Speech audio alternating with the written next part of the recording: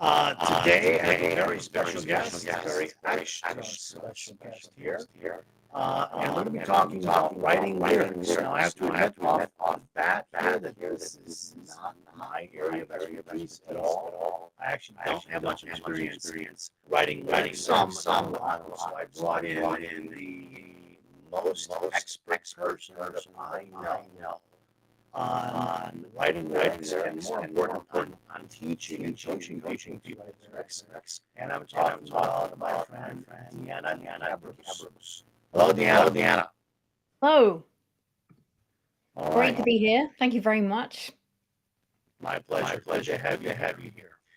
Okay. Today, before we get started, actually, for those who are watching this live, if you have questions throughout the chat, I'm hearing, I'm getting a lot of audio. Let's see.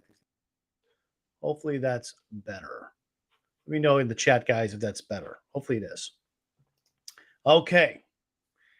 All right. Deanna, you are the best expert that I know on teaching others how to write great lyrics and coaching them how to do that. And I wanted to ask you if you'd like to share some of your tips on how to write better lyrics.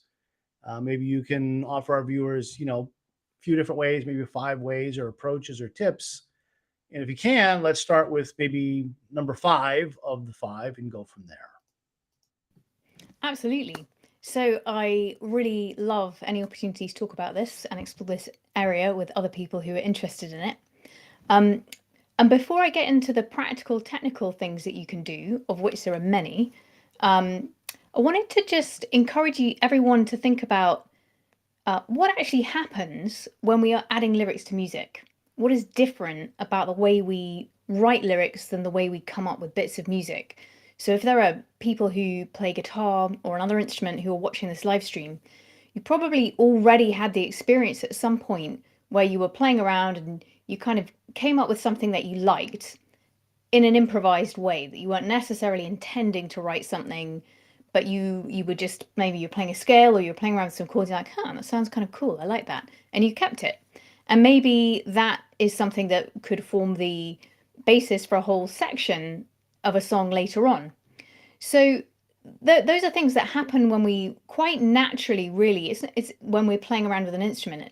And it's by no means the only way of composing, but it's something that most people at any level who play any instrument will have sort of come across before, that they've come up with a chord progression or a little melody that they like. And typically that doesn't really happen with lyrics. It's never happened to me that I've been talking to somebody and then afterwards I just like had a whole lyric. Maybe I read something or I was having a conversation with a friend and there was an image or there was something striking they told me or there was an idea. That can happen, but it hasn't really ever happened to me that after a conversation or reading something I had a whole section, in the way that if you're playing around with some chords and you like them, that could be the whole basis for a section or even a song. So one of the reasons for that is that when the things that words actually add, and it sounds like it's kind of an obvious question, but in a way there are some not very obvious answers to it. And when we're thinking about how to meet the challenges of writing lyrics, it can be very helpful to think in a slightly more lateral way about what it is that we're actually doing when we add words to the music. And what happens is that the lyric is adding more specifics and more detail. So if I'm just listening to a piece of music without any words, it can be suggestive, it can be evocative, it can be open-ended. An instrumental composition that I might experience as uplifting might have been written to express something particular, but I don't know that, and I don't necessarily need to know that in order to enjoy the piece. I don't need to, that's not something that's missing if I don't know it. But when we add words, there's a change in the level and the type of detail in what's being described. So the mood or the emotion or the situation is now being expressed through the voice of a particular person, and very often in the context of a particular scenario. And so there are going to be choices to make about the content. What's happening, who's telling us, where, why, what the order of events or ideas or discoveries are. And then there are going to be more choices to make in terms of what words am I going to use to communicate this content. And so lyrics are adding a whole lot of specifics to the music, and those specifics require us as a lyricist to make a lot of decisions. And one of the respects and one of the areas in which that's very different from writing music, especially in that improvised way that I described, open brackets, I know that's not the only way we write music, close brackets, but in that way that maybe many people here are going to be able to relate to. Let's imagine that I've got a scale and I'm just working within that scale, and I find a little motif that I like. From whatever note I'm on, I've got a maximum of 6 other possible notes I could go to next if I'm going to stay in that scale, or even 4 notes if I'm using a pentatonic. If I want an in-key type of sound, there are only going to be 6 chords that I could go to next from whatever chord I'm on. Now, of course, the way that I'm playing the note, the duration of the note, what's going to happen after that, there's still a lot of hypothetical possible permutations. But there are maybe there's a sort of controllable, imaginable number of sensible possible next choices in that kind of context musically. With words, there are 171,000 plus words in the English language, 47,000 obsolete words. So there's an infinitely enormous number of next possible places to go, and an infinite enormous number of next possible decisions that I could make, both about what to talk about and which words to use to express it. And so there's an overwhelming quantity of choices. And really, when we're faced with too many choices, there's all kinds of interesting research about this, but the tendency is that the more choices we have, the more kind of we can't really deal with it, and we just do things randomly. And it's really interesting when you think about it from that point of view, and then you hear how some songwriters talk about their approach. So, for example, Chrissie Hynde, I personally think she's a great songwriter. She says, the way that I write is to sit down with the guitar and keep on writing until it's finished. I've never written a set of lyrics independently of the song, so independently of the music, I think she means. I've got to have an idea for the melody, and then I'll choose words that sing well. Then I find this fascinating, this next bit. I'm not proud of seeing the lyrics written out, usually because they need the music to back them up. So here she's saying that for her, the musicality of the line is the main criteria. It's got to fit the melody. But that after that, she doesn't really feel satisfied with the results of her approach. Now, I personally think she's a great songwriter, and she's great live as well. Plus, she has the same birthday as me. But she sits down and she's got this time constraint. She's going to sit down with the instrument and not get up until she's done something. And she's going to use whether it sounds okay over the music as her main criteria. But beyond that, she's like, I don't really like how they look written down. So then, something from this idea of how important, choosing how it sounds as the main criteria. Phil Collins as well. The rhythm of the words is more important to me than the sense at the initial stage. In the Air was improvised that way. So were songs like I Don't Care Anymore, Take Me Home, Suicidio. Now, Phil Collins is a drummer, so it's natural that a drummer would focus on the rhythm. And the rhythm of the lyric is really important. So it is a good criteria, but the meaning doesn't have to be secondary to it. And the powerful thing about songwriting is that you've got all the emotional levers of the music, the chords, the rhythm, the timbre, the texture, the form, and you've got words to add to the emotional impact. And that's why in a very short space of time, it's 3 minutes, you can create something very powerful. Nathan Followell from Kings of Leon, he says, I'm not going to do the accent, you have to imagine that. Depending on whether a song starts with a melody or starts with lyrics, if it starts with a melody, you just keep playing the melody over and over till you get it down, and you just throw in any lyrics that fit the verbal flow. Oh, Nathan, throw in any lyrics that fit the verbal flow. We can do better than that. So that's, again, you can see that in all these examples, these songwriters, what they're all saying is, I'm using the musical criteria of the line to be the thing that decides what the lyrics are going to be. And that is important.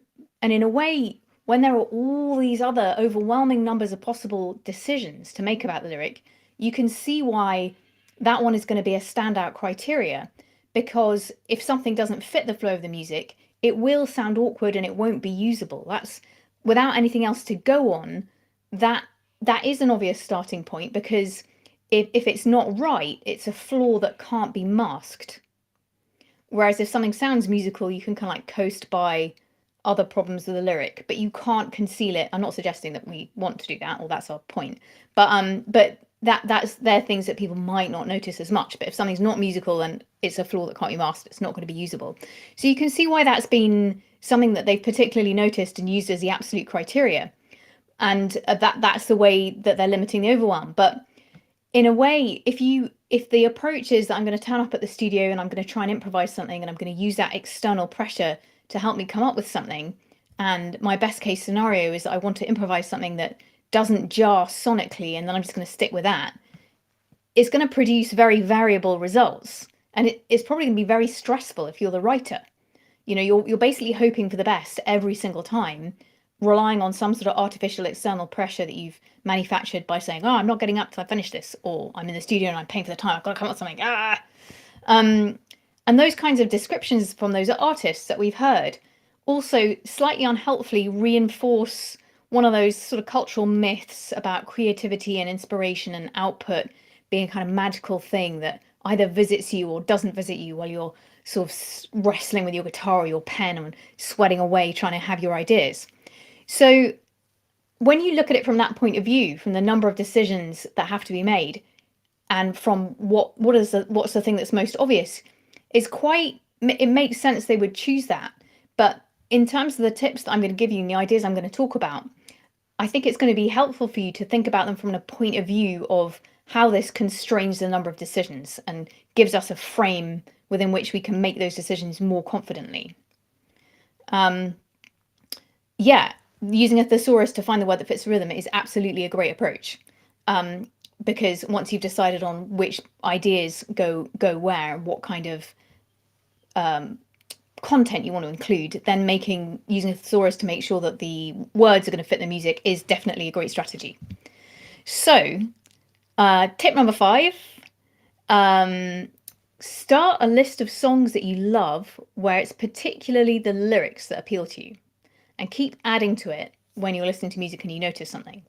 And analyze the structure of the songs. Are they verse chorus songs? Do they have a repeating section? Do they have bridges? Think about what the content of the song is. Is it a story? Does it describe an emotion in an abstract way? Is there a scenario of some kind? What's the register of the language? Is it conversational? Is it literary? What imagery is being used? How many images are there? In each section, how many kind of mini topics are there? Is there just one per section that gets developed and explored a little bit, or are there more than one idea that gets presented in each section? What themes are being communicated? If you had to summarize a song in a couple of sentences, what is it about? Does it give you a feeling of catharsis? Is it more inspiration? Is it consolation? Is it spooky? Do the lyrics of your favorite songs share any features in common? Are they all quite distinctive? So I've created like a table template that might help with this, and I did a couple of examples of my own, and I just wrote down, I've got a couple of songs, and there'll be an opportunity for me to send you this at the end, but I just worked through, for example, what are the themes or images I connected with the most? What was the imagery I liked? What were the sound effects? I'm just sort of column for each thing. Was there a favorite line? Is there anything else I can articulate about the song that appeals to me? And I took a song by an artist called William D. Drake, and I wrote down in themes that I connect with. It's sort of quite encouraging. It sort of affirms in my opinion, the theme of the song, it affirms your prerogative in connecting to your own creative impulses and considering them as legitimate. There wasn't a whole ton of imagery in that lyric. Sound effects, short phrases, conversational rhythms, favorite lines. I wrote down a favorite line. It's, if you bring forth what is within you, what you bring forth will save you. If you don't bring forth what's within you, what you don't bring forth will destroy you. And the reason anything else I can articulate about why I liked this is it seems to express something that rings very true. And when we hear something that rings really true, there's kind of like, it feels like a relief on some level. and it refers to quite a big theme in a simple and direct way.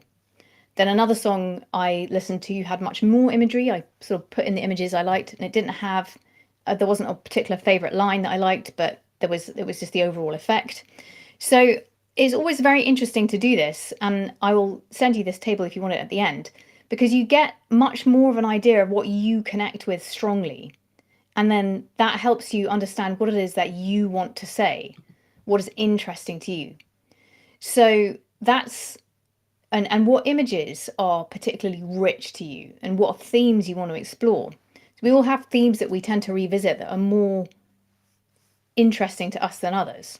So that's the first thing, to collect songs that have lyrics that you really connect with, and start thinking in slightly more detail what it is about them that really appeals to you. So tip number 4. Earlier, I was talking about a situation that most people have been in where they've created a little bit of music while they were practicing or playing. And the operative phrase there was whilst practicing or playing.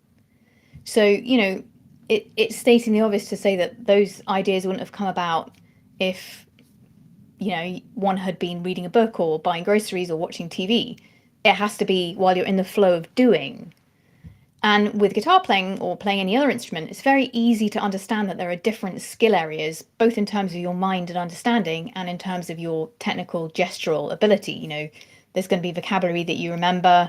There are going to be techniques that you might have to sort of train your hands to be able to play, and coordination. And when it comes to lyric writing, you can think it's very comparable. There are distinct skill areas there as well, and there are ways of practicing those. And I'm going to give you some of those as well. If you're into any kind of sport, it's going to be a normal thing that you'll have a training routine or protocols to develop the skills in that area. Sitting down to write a lyric and thinking you're going to go from I've got a blank page to I've got a finished lyric in one go is like if I, who have never played baseball in my life, turned up and was like, I'm just going to knock it out of the park today. If I did do that, which is very unlikely, I would know that it was a major fluke. I wouldn't expect that to happen every time. So, think about it in a really pragmatic way. There's skill areas that you are going to be able to develop in more detail when you invest some time into it, and having a set of writing related activities doesn't have to have an output. So I don't need to think about, I may come up with a song from writing activities that I do, but that's not necessarily the justifying aspect of it. It's a bit like if you're doing press-ups in order to be able to do trapeze choreographies. After you've done the press up, you don't have a choreography, but you are stronger, so now you can do a choreography. Same sort of idea. And there are various different kinds of short writing activities you can do a few times a week that work on various aspects of your lyric writing skills. And if it's not practical to add something into your day every single day, you could do it 1 week a month, and that would still, over the course of 6 months, really change your relationship with your creativity and the vocabulary that you have with which to express it. And really, the goal of doing something like this is to sharpen your skills. So over time, you probably find that in so doing, you do get ideas for songs and you do get material out of it. Just like an artist might practice sketching and fill out their sketchbook, and then some of those sketches make their way into a bigger piece of work. But that doesn't have to be the justification. So tip 4, alter your idea of what lyric writing is and what it needs to include some kind of a practice and process. So in terms of how to do that in practice, a really enjoyable, effective sharpening activity at any level is to use a prompt of some kind, which can be a place, a person, an occasion, a thing, and free write about that for 5 to 7 minutes with a timer, and include the 5 senses. So taste, touch, sight, sound, smell, and we get this prompt, and anything you can think of from in any of those categories, you're just going to write it down. So you're very much not writing a song or writing a lyric. You are just working on your imagination and your ability to describe things and quickly bring things up from your subconscious. You can constrain yourself to the original prompt, or you can just do a complete free association. Both of those activities are good at different times. This is sometimes referred to as object writing, and it's basically taking an object and describing it in a lot of detail. So I've got a list of prompts that I can send you as well to do this in a little calendar so you can fill in when you've done it, which is always quite satisfying. So this trains you to be able to tap into images and imagination very, very quickly. So after you get used to doing this, it will seem like you are much more creative because you were able to find those associations more rapidly. And if you were to try this and struggle with it, imagine that you would be a camera lens and you are zooming in. Let's imagine that the prompt was car. You'd be zooming in really close to the pattern of the rubber or the smell of the rubber on the tire, and then out to the make and model of the car, and then further out to where the car's traveling from, what the scenery is, what the road's like, what the other cars are doing, whether you're driving the car and your heart rate's going up a bit because a lorry just went past really quickly, or whether you're sitting in the back thinking about something else. So you can quickly see that if you were to do that, there is a lot to say, even about a very mundane object or a mundane idea. And there's a lot that you can connect it with. And a lot of creativity is this thing of making connections between unexpected things. So this is just going to train you to be able to do that really effortlessly. And it's just quite enjoyable. It's a mode that you get to exist in rather than a way. Yeah, I'd encourage you to think of it as a creative mode you get to exist in, not a thing with which to constantly evaluate yourself. So That's great stuff so far. There's 2 points you mentioned that I wanted to, sorry, I didn't mean to interrupt because you're going on, there's all this great stuff. But the 2 things that really stuck out at me a lot was the very last thing you talked about, the zooming in and zooming out. I hope that people listening, that concept really sinks in, because it really it changes your perspective of what you're trying to express and how you're trying to express it. So that, I think that was really great. And then I actually wanted to comment on something you mentioned near the beginning. I think her name was, I think you said Chrissy Hines or Chrissy Hind. of the That, Pretenders. yes. Okay. Something that she said, or that you said in the quote from her, and I'm paraphrasing, I don't remember it exactly, but essentially she was saying she wasn't proud to see the lyrics written out, and that the lyrics were so dependent upon the music being there, that the words themselves, unlike a poem, I guess from her perspective, don't stand on their own in the way that a poem would without music. Um, and I found that interesting because I just thinking back to other lyricists or singers who like to write their own songs, is very often they write outside, not thinking about music. And there's sometimes what you see is they're just writing poems that then they or someone else is supposed to set to music, and they often, those lyrics were not conceived with music in mind. And it's I imagine it's a very different writing process and very different to try and get lyrics like that to work. That would be you're the expert, not me. So I'm going to ask you if maybe you can, what are your thoughts on that? Well, that is a really, really great question. The thing about poetry is that it has a lot, depending on the poet, but it can have a lot of internal structure and a lot of internal rhythm. The balance of the phrases in terms of the numbers of syllables could be quite exact. There can be sound effects that the poetry has been written to create, and it's pretty challenging making that fit a different rhythmic structure. So I think there are some examples where it's been done well, but I personally don't think of lyrics as poetry set to music. I don't think that's not my objective when I'm writing lyrics. I think it's absolutely possible to write lyrics that do work when they stand alone. And I think, in a way, her discomfort, her feeling that she didn't really feel proud of them when she was writing them, I think sometimes that can happen to us, not because the quality of what we've done isn't good, but because we don't understand why it works. So you're like, might be, might not, don't know. I've got no way of deciding, therefore I don't know if it's good or not. I'm just gonna. If there's an uncomfortableness sometimes when parts of it have been more random. Like if you don't understand, if you don't know you've gone down that path and it's the way you want it to be, I think it's harder to get behind it.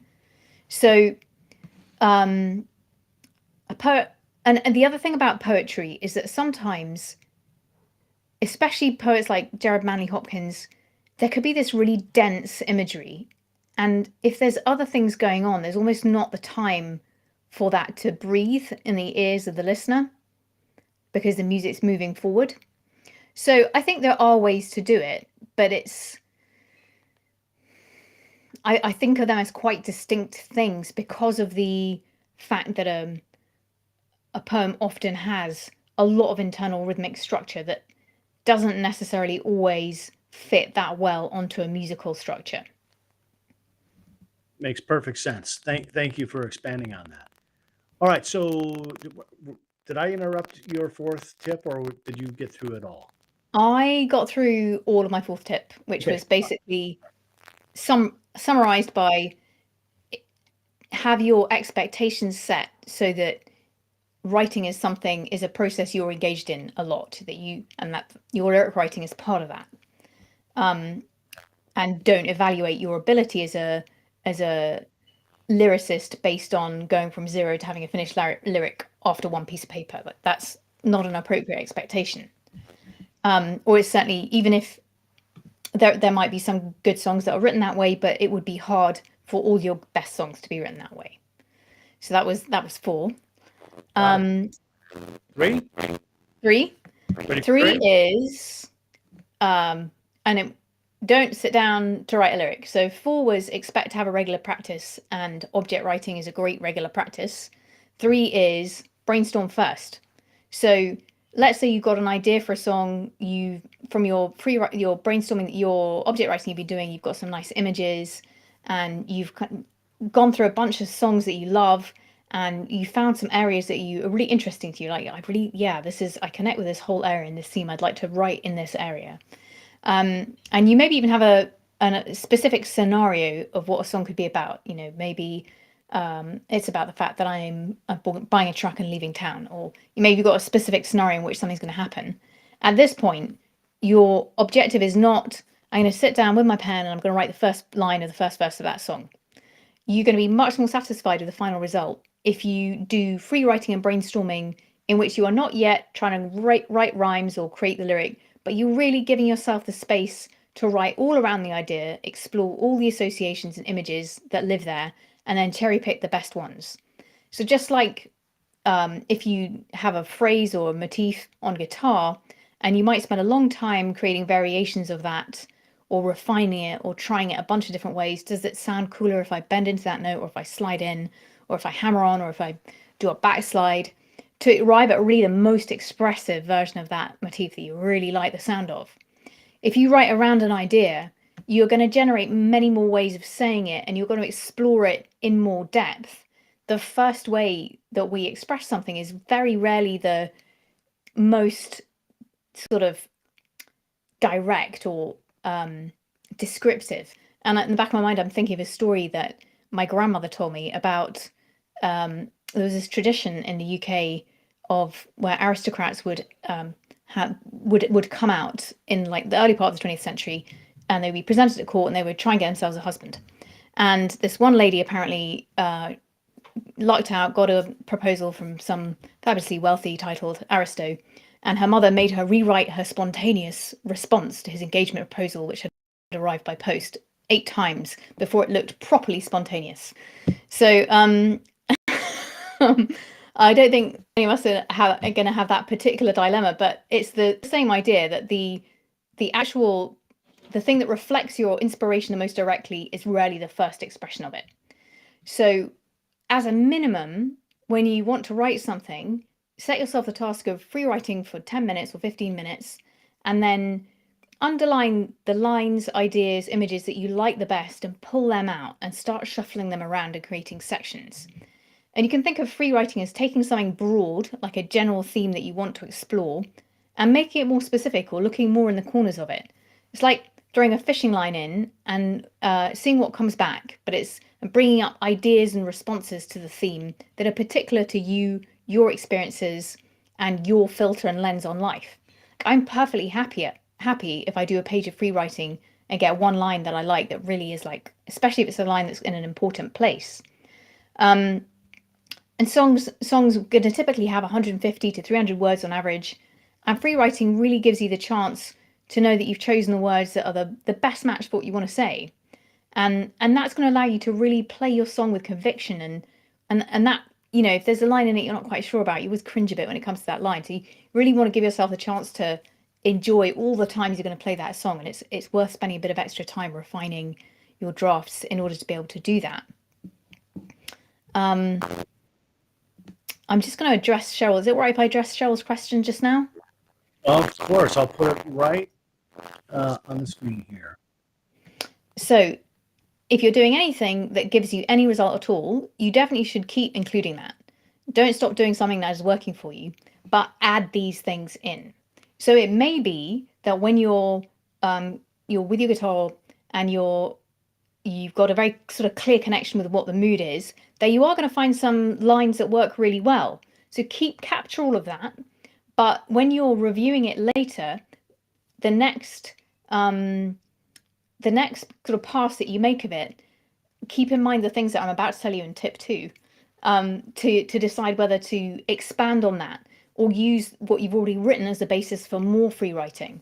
So it can happen, of course, that we sit down and we've just come out, we're really strongly connected with an idea, and we just come out with something and it says it fine. And we revisit it the next day, and we're like, I don't really feel like this needs to change. Trust yourself. And if you're doing something that's giving you something, keep doing that, but just expand your repertoire of how you're thinking about what you've done and what the ways of getting more material, more raw material are. And then we've got a question from Oliver on Facebook. Have you had lyrics of Iron Maiden? Oh, interesting. I've got to just admit that I do not know the lyrics of Power Slave very well.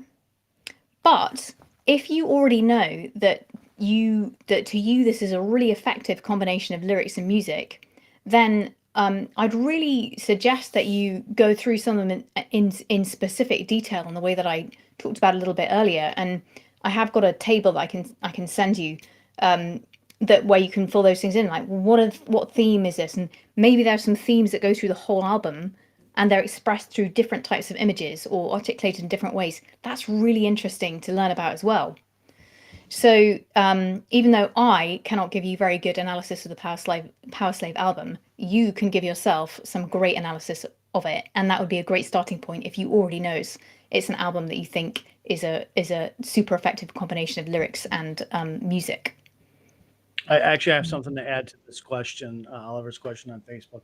I am very familiar with Iron Maiden's Power Slave album. And by the way, Deanna, you're British, right? Is it? I mean, you're from the UK. It's blasphemy. It's blasphemy. How are you not familiar with Iron Maiden's Power Slave? Oliver, I know. I'm speaking for Oliver now. I can feel his soul coming through the microphone, wanting to ask the question.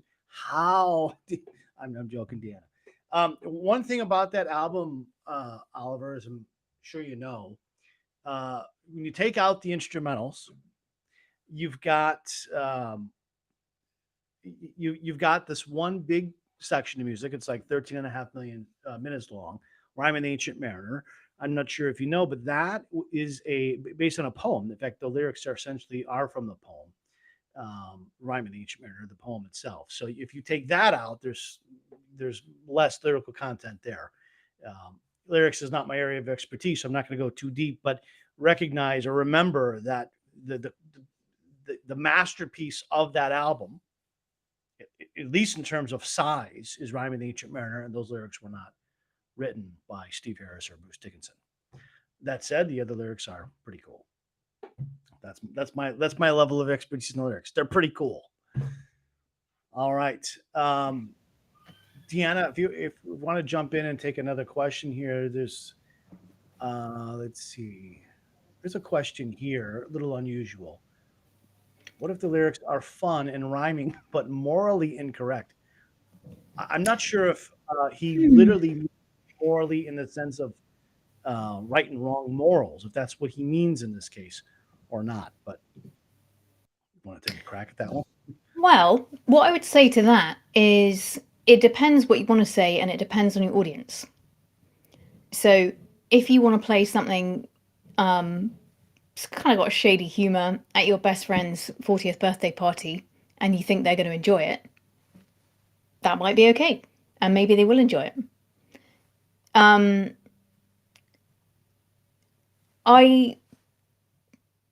don't really like to tell people what they should and shouldn't write. I'm in favor of exploration. But equally, it depends on what response you want to get from people if you plan to perform it and what you think, how do you think they are going to respond. So sometimes a song which has, I don't know, let's say you went to we've got the Tory party conference happening in the UK right now, and Liz Truss has just done some pretty unpopular stuff. Let's say you went down there and you had a song saying hang the politicians. There might be loads of people that would agree with that. And then there might be a policeman that comes and arrests you for hate speech.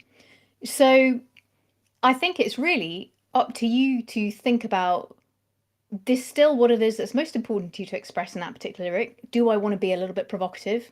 And do I think this is humorous? And does this express something that I actually want to say? I actually think it needs to be said. Some people aren't going to like hearing it, and they might kind of give me their feedback, and I'm fine with that. Or that might be something to enjoy more privately or with a smaller audience, or you may write it, enjoy it, find it kind of satisfying that you've written it, but then not really feel the need to do anything more with it. I don't know if that's helpful or not, but basically it's about, we could say that it's also about this detail of being specific about what we want to communicate. And if that is what we want to communicate, then deciding if we're open to receiving whatever the consequences of that are going to be. I think that's a pretty fair answer. Good answer. One more, maybe we'll take right now real quick from Alexis. Or what if the sentence doesn't make much sense on paper, but it sounds great? Again, I think this is a personal call. So I do think that if we have to choose, it's got to sound musical, because if it sounds awkward, that's something that's immediately going to spoil it. But I don't think we have to choose. I think there are ways. If I had something I thought sounded really great, but it didn't really have that much meaning, and I wanted to keep the musicality of the line, I would probably count up the number of syllables, just figure out what the rhyme sound was at the end of the line, and challenge myself to write 5 other lines at the same number of syllables that would therefore fit the line in the same way, but that gave me different meaning options and might relate to my theme more. And so it sort of depends. It also depends a little bit, like, where is the line in the section? Is it the first and last line of the chorus? If it's a line that's in a real spotlight position like that, it might be a bit more awkward if it just doesn't really mean very much. If it's in the middle of a section and it doesn't last very long and you're on to the next thing, you might be able to get away with it a bit more. And it depends if you mind. If I have a line in a prominent position that I'm not really behind, I basically stop it. I can't enjoy playing the song anymore. I have to fix it. But if it doesn't bother you, it's maybe not going to bother your audience either. So that's a little bit of a personal call as to how much it's going to bother you.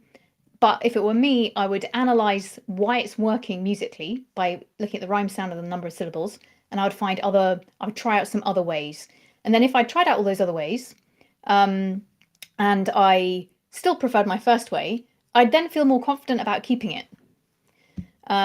Question from Peter on Facebook. This question might sound silly. Usually a song has verse, chorus, and 2 choruses. Do you write the first chorus and build a story around it? Or is the chorus some kind of goal where the verses are aiming at? Well, this is actually coming up in tip number 1. So it's a great question. It's not a silly question at all. No questions are silly, but it's especially an unsilly question. Songs can start with a chorus. They can start with a verse. I would say that it's you do want there to be a relationship between the verse and choruses. There are different ways of that relationship working effectively. So one approach is for the verse to set up a situation and then build towards the chorus, and the chorus is a response to what we've heard in the verse. That can work very well. I think, do you write the chorus and build a story around it, or is it? Yeah, so, or you can have the chorus be the destination that the verses are leading to, and they're a response to the verses. But you could also start with a chorus and then unfold a little bit backwards, but you still want there to be relatedness. Even if you start with a chorus, we're probably going to hear that chorus a few more times. So if it's a short chorus and it's a punchy melody and it's uplifting, the listener will accept hearing it, but the listener is then going to need relatedness and background and context and development afterwards. So I think you can do both successfully, but you want to think about the relationship. Good stuff. All right. On to tip number 2. Okay. Categories of language.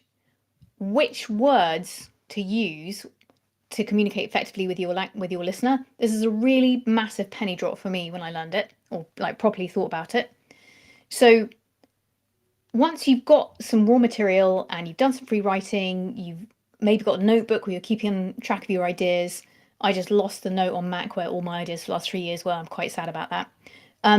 Then something that's really helpful is noticing whether the words and ideas that you're using, whether the language deals with external, concrete, sensory things or internal, abstract, emotional things.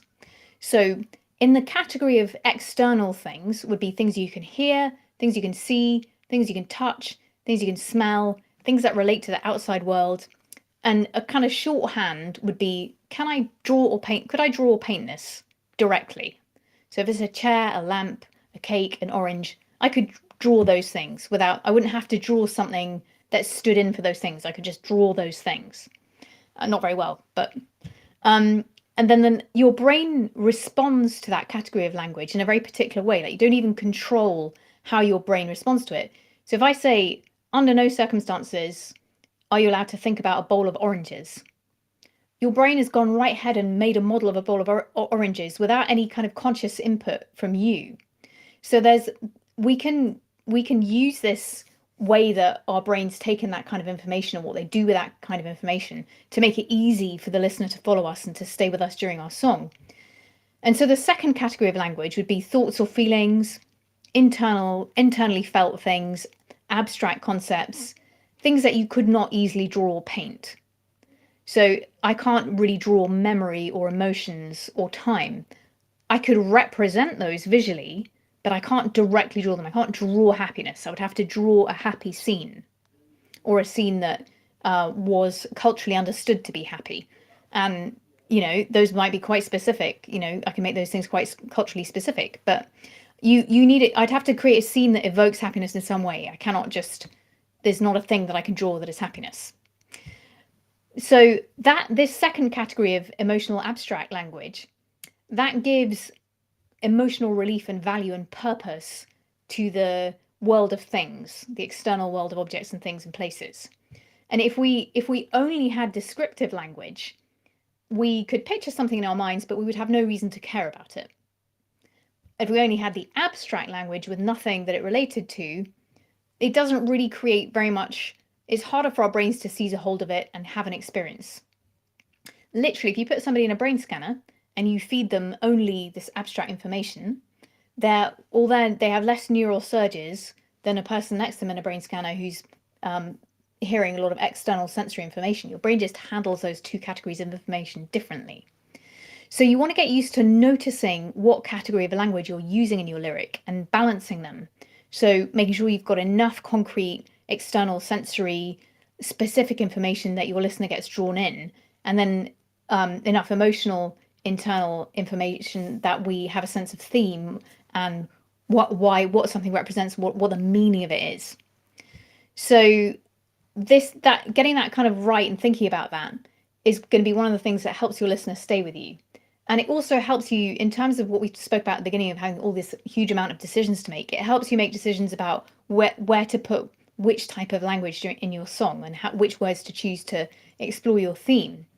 So free writing works really well, both for quickly tapping into sensory language and to expand and find different ways of talking about more internal abstract things. And if you try out object writing for a few sessions in a row, and at the end of the week you go through, see what the balance of sensory versus abstract language is in your own writing, you'll get a sense of what themes matter to you and what you naturally do, and then you can either correct for that or develop it accordingly. Great stuff. I'm learning a lot myself here. All right, so tip number 1. Whoop, you were muted for a moment. I'm back. There you go. So tip number 1, the tip of all tips, is pacing.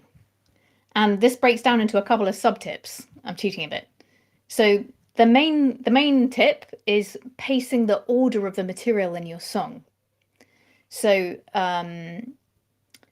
and another part of that is pacing the distribution of the words over the music. So I'm harking back to what the songwriters we heard from earlier, what they noticed. That is an important thing. And then the third part of it is pacing yourself with your expectations and inspirations and how you are going to be resourced to develop your abilities. So if you've got an idea for a song, you know what you want to express, you've done some free writing, you've got some phrases underlined or listed out, every story you've ever heard amounts to something changed. And talking about all the information from our senses, our entire perceptional, I don't know what the right word is, but all of our senses are arranged to detect change. So we want to order the information in our lyric in a sequence that helps the listener follow change and understand that there's been some kind of progression or development.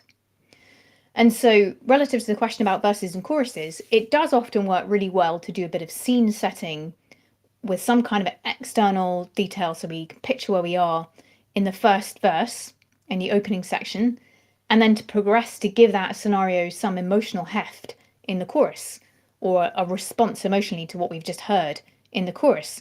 So for example, I don't know, an opening verse could be, I walked into a bar, the music was loud, it smelled of sawdust, there was a dartboard in the corner, someone's arm was flashing, but when I looked past the dart, I saw you there with another woman.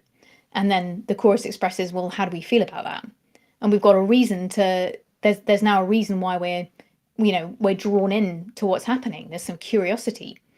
So if you start a song with just like, I'm really annoyed, we haven't got to know you enough yet. We need that opening section to draw us in. So if you lead with abstract language, there's a risk you're going to lose the listener's attention right away, and it's going to be hard to get it back. And you also might risk expressing things too early and not leaving yourself anywhere to build to. So we want to progress our understanding of what's happening as we move through the song. We don't want verse 2 to simply restate what we learned in verse 1, but in other words. We want what we learned in verse 1 to be expanded and developed by what we discover in verse 2. So we want to pace the way the different categories of language are distributed in the song. And there are quite a lot of different types of framework one can use. There are sort of song plots that you can use to decide which bits of content to put where in the song. But even knowing that your objective is to create development rather than restatement is helps you understand what you're trying to do in a more detailed way. And makes it easier for the listener to follow. Like we are interested when something changes. It gives us a new reason to pay attention, to keep listening to the song. And a very simple way of thinking about this is to imagine a seesaw. So a seesaw can only move if weight is placed, roughly equivalent weight is placed on different sides at different times. If exactly the same amount of weight is placed at the same time, it's just going to be static. So we need there to be different weight applied to both ends of the seesaw. So from a lyric point, how this relates to lyric writing is that if you put a lot of action and description in one section, that's as if we're putting weight here. And now if there's more action and description that's similar, that's just like more weight here. And there's nothing happening. We're not actually there's no momentum. Whereas if there's action description here, reaction, emotional information here, response there, now there's momentum, the song is moving forward. So you can think about the content that you're creating and consider, has this developed? Like, how has this expanded or changed my perception or my experience based on where I was before? There are lots and lots of different ways that you can create that change, but even understanding that's what you're trying to accomplish is quite helpful. And the categories of language is one way of deciding, of evaluating whether you're saying too much the same thing or whether you're creating momentum for another section. So in terms of pacing yourself and your own creativity, give yourself time. Give yourself time in your schedule. Give yourself grace over time to develop. Of course, it can happen that we're really struck by or very moved by a situation or something in our own lives or something that we've observed that gives us an idea for a song, and it gives us enough of a push to get a song done. But we can't rely on intense experiences as the only way to have something to write about. That would be a very stressful and exhausting way to live. So creativity, really, you deserve to have that as part of your life, and you deserve to have that as something you enjoy doing and something you give time for. The more time you give yourself to enter a creative mode, and the more that you just exist in those activities that I've described, and that's going to change you. And it's not just a skill thing. It's it's almost like learning to connect more quickly with what it is you really, how it is that you really respond to things. So that might sound a little vague, but what I mean is to know what it is that matters to you. You know, sometimes we don't know. It takes a little bit of practice to tune into yourself. So I spoke earlier about there being a number of decisions we need to make when creating a lyric to get it into a more manageable frame. And when all of these things are ways of narrowing it down, so when you write to a prompt, you're narrowing down to thinking based on that area. When you free write random emotion, you're narrowing down to that emotional zone. When you pay attention to what kind of language you're using, you're narrowing it down. We're now not just using any words, we're using words that have an external quality or words that have an internal quality. When you have decided that you need the word line to be shorter and you're going to look in the thesaurus, like Tamara suggested earlier, you're also narrowing further down the criteria for what the word's going to be. So when you give yourself the chance to know what themes connect with you and what you want to say, you're narrowing down again. So all of this narrowing down is what helps save us from being buried under those 171,000 words in the English language. Not saying that's the only language you write songs in, but of course there are many more ways that can be helpful to write lyrics. But even the thing about thinking what order things are going to come in, understanding what you can do to exist in a writing mode more often, thinking about the categories of language, those are huge game changers for me personally. And so I think even if you just think of those, it's going to be a big change based on blank page-itis. Awesome stuff. Awesome stuff. All right, Deanna, anything else that we haven't covered yet? That was pretty much what I had covered. I had one little philosophical extra point, which was, to some degree, all of our projects reflect an urge to develop towards something that we are not yet. And it can be very easy to talk ourselves out of kind of moving into that gap. But if you can decouple the idea of how good am I from I get to explore, then you're going to enjoy expanding and not be inhibited by an idea of like, well, am I, you know, what's the point of me doing this? Am I going to, it's a way that we get to be. It's not a stick with which to beat ourselves. Your writing and composition is a mode you get to exist in, not another criteria by which to measure yourself. I did also just want to refer back to Cheryl's point, and who was talking about writing lyrics with the guitar. And I said I was going to come on to something that would give her a lens through which to revisit lines that she'd written, that she should absolutely keep doing that, but there's more. And so if she's still here, Cheryl, the thing about the categories of language and reviewing how sections are developing, those would be the types of lens through which you could view your first draft and decide what you're going to expand on, what you're going to keep, what was working, what you might want to tweak. So I just wanted to make sure that I had picked up on that thread. So yes, that's what I've got today. I do have something I can send you if anyone would like some prompts, a little reminder on object writing, and this table for thinking about your favorite lyrics and your favorite songs and starting to drill into what it is that you really want to express. Yeah, great. That thing there is also it's when you download that, you'll get something that's adjacent. It's quite often when we write a song, the destination of that song is that we're going to play it on guitar. And we don't necessarily want to just play the same strumming pattern all the way through. So this ebook here has got a lot of easy ways for you to develop guitar parts. It's aimed at people who might be playing their song either by themselves on guitar or as part of an ensemble, like a small or big ensemble with guitar. But anyone who downloads that, I will also send you this other stuff that I've been talking about today. Hi, Zoe.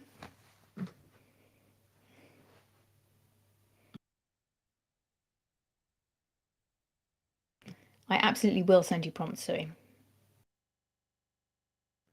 How do they get the other stuff that you mentioned? Not what was just shown on the screen, but you mentioned about the prompts. How would they? Yes. So when they sign up for the create expressive guitar parts, I will have their email address and I will send them the other stuff. Okay, great. Maybe we can show that link again one more time. There we go. And then from here, you'll get this plus the prompts. Awesome.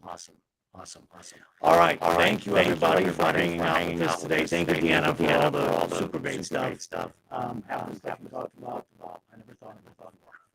So it was really great. Thank you for all the great questions and for all of some familiar people here, friends who showed up and just hanging out. Thank you, Deanna, very much. Awesome. Soon. Take care, everybody. Thank you very much. Great to be here. Thank you, Deanna. As always. Take care, everybody.